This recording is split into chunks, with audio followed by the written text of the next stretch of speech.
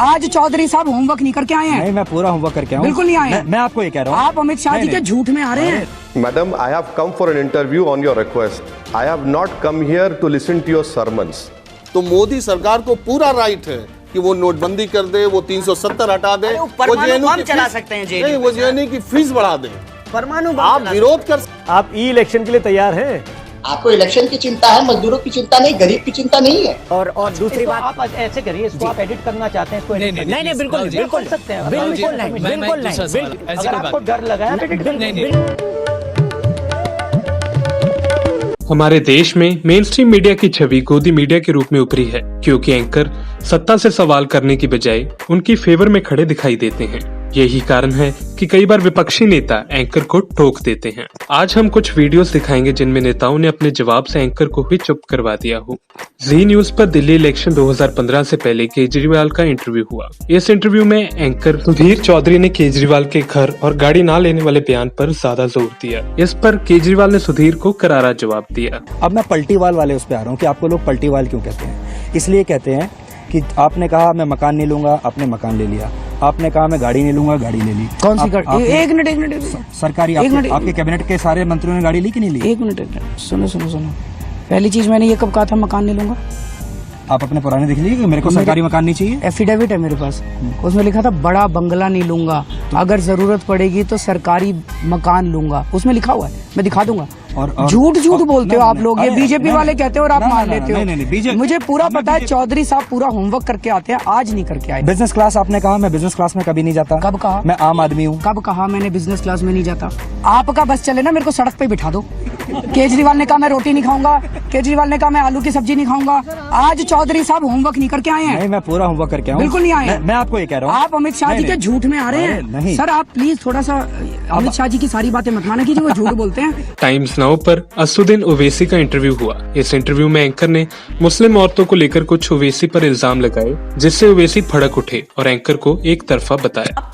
हर चीज को आप एक अपीजमेंट या पॉलिटिकल चीज मत बनाइए। अपनी कौम की जितनी भी औरतें हैं उनके बारे में सोचिए, उनको आगे बढ़ाइए। Madam please, I have come for an interview. Madam, I have come for an interview on your request. I have not come here to listen to your sermons. Please get that right. You can do it when people who are willing to listen to you. I'm not here to listen to you.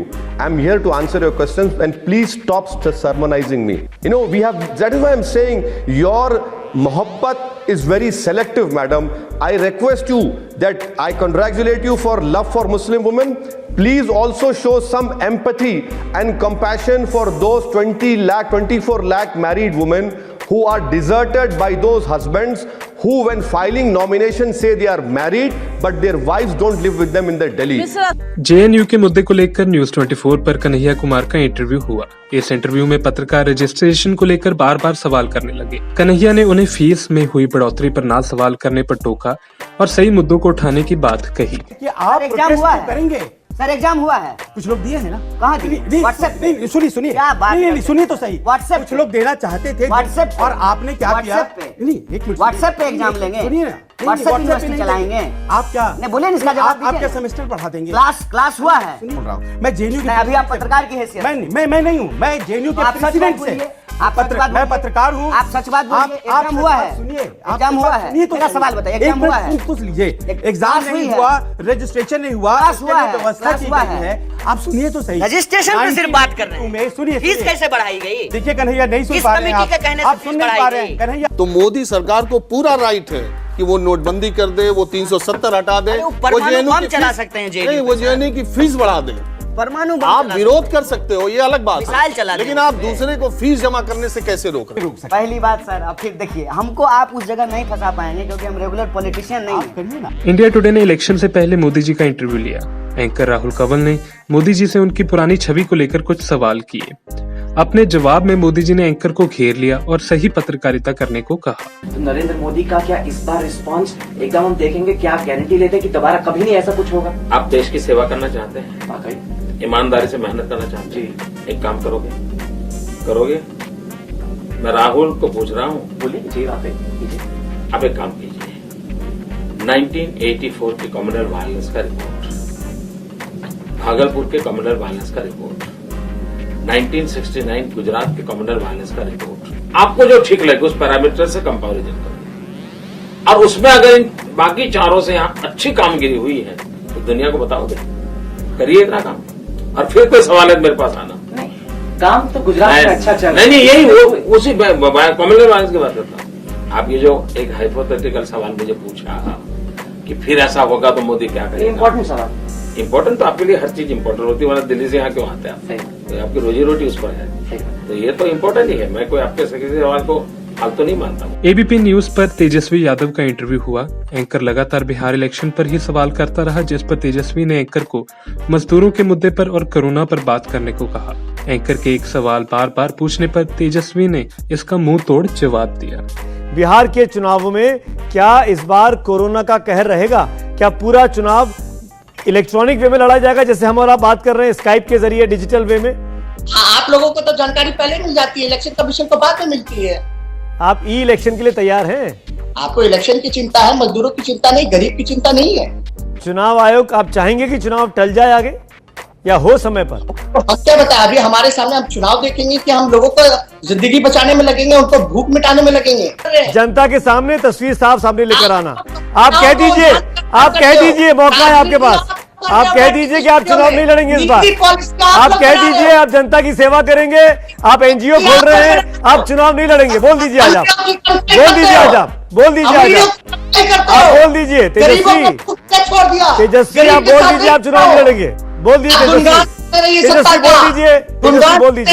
तेजस्वी, बोल दीजिए आप चुनाव नहीं लड़ेंगे। News nation ने 2019 के चुनाव से पहले राहुल गांधी का इंटरव्यू लिया। इस इंटरव्यू में नोटबंदी और अन्य मुद्दों पर मोदी के जवाब को कोट किया, जिस पर राहुल ने एंकर से पलट सवाल किया, जिससे एंकर परेशान दिखाई दिए। हमने न्यूज नेशन ने यह सवाल प्रधानमंत्री जी से पूछा था जब उनका इंटरव्यू किया था 2 दिन पहले, तो उनका ये कहना था कि नोटबंदी पर चुनाव तो उत्तर प्रदेश के दौरान हो चुका। ये जो जवाब था प्रधानमंत्री की नोट शीट पे था, वो जो कागज था उनके हाथ में, उसमें ये जवाब लिखा हुआ था या नहीं लिखा था? राहुल, जो नोट शीट पे तो उनकी सिर्फ कविता लिखी हुई थी, वो तो कविता लिखी हुई। हाँ, मगर जो उनकी नोट शीट थी, जो उनके हाथ मतलब उन्होंने लिखा था, जिसपे क्वेश्चंस लिखे हुए थे, तो वो तो पूरे इंटरनेट ने देखा है। कविता थी मगर उस पर क्वेश्चंस भी थे। मेरा कहना है कि ये जो उनका रिप्लाई है, ये नोट शीट पर था या ये मेमोरी से आया? मैं एक बात साफ कर दूं कि जो पूरा इंटरव्यू हुआ था तब प्रधानमंत्री जी ने किसी भी नोटपैड को अपने रेफरेंस के तौर पे नहीं लिया था, क्योंकि ये बात उठी है। और दूसरी बात, आप ऐसे करिए, इसको आप एडिट करना चाहते हैं, इसको नहीं, बिल्कुल सकते हैं, बिल्कुल नहीं, मैं परमिशन दे रहा हूँ। नहीं, बिल्कुल। तो आपने देखा कि जब नेता एंकर को उन्हीं की बातों में घेरते हैं तो उनके पास कोई जवाब नहीं होता। हम उम्मीद करेंगे कि हमारे एंकर देश के असल मुद्दों पर सत्ता से सवाल करते रहें। Bureau report, Punjab today TV.